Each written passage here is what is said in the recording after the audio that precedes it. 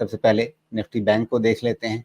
Nifty bank क्या कर रहा है शोमेश आपकी नज़र में? ये मतलब चलिए ठीक है, निफ्टी फिर भी कहीं न कहीं ऑल टाइम हाई पर है, रुक रहा है, अटक रहा है, नींद में है, सब कुछ है, लेकिन ऑल टाइम हाई के आसपास है। पिछले हफ्ते भी इसने ऑल टाइम हाई बनाया। निफ्टी बैंक वो 3 तारीख वाले सदमे से उबर नहीं पा रहा। 3 तारीख के बाद जो 4 तारीख को सदमा लगा उससे। आपका पॉइंट बिल्कुल वैलिड है। निफ्टी बैंक की एक ही प्रॉब्लम है, इसको 50,500 क्रॉस करना पड़ेगा। इसमें शॉर्ट कवरिंग आने के लिए वो क्रॉस करना पड़ेगा ही इसको, और कोई ज़रूरी नहीं है कि उसके ऊपर बंद मिले। 50,500 के ऊपर थोड़ा सस्टेन भी हो गया तो ये इसके लिए काफ़ी है शॉर्ट कवरिंग ट्रिगर करने के लिए। बंद हो जाए तो बहुत सुंदर, नहीं भी तो ये ट्रिगर कर सकता है शॉर्ट कवरिंग टुवर्ड्स 52,000 या उसके ऊपर। उस केस में आपका निफ्टी का अपसाइड ब्रेकआउट हो जाएगा 23,600 का। लेकिन जी। अभी तक निफ्टी बैंक का मुझे वो स्ट्रेंथ समझ में नहीं आ रहा है कि यहीं से ब्रेकआउट हो जाएगा क्या।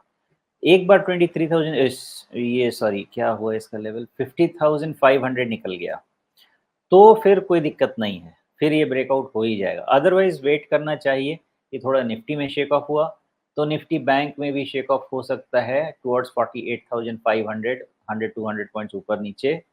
देन उसके बाद इसमें फिर से रिन्यूड इंटरेस्ट आ सकता है। निफ्टी बैंक में भी इतना स्ट्रेंथ और मोमेंटम नहीं है कि इसको बोला जा सके कि सीधा एक राउंड में निकल जाएगा। जी। लेकिन इस चार्ट में से आप 3 तारीख की और 4 तारीख की कैंडल को हटा दीजिए एक बार, तो फिर क्या इस चार्ट में कहीं कोई दिक्कत लगती है? और फिर तो लगेगा कि हाँ, बहुत खूबसूरत अप ट्रेंड में एक चार्ट चल रहा है। ये चार्ट का जो पैटर्न है ना, ये हमारे ओरिजिनल टारगेट के तरफ बढ़ने वाला पैटर्न था, जिसमें 51,000 के आस 51,500 तक का रेंज स्ट्रेच हुआ था। 50,700 से लेके 51,500 तक का रेंज पहला बना था। इसके बाद का जो रेंज बनता है वो अप टिल 53,000 बनता है।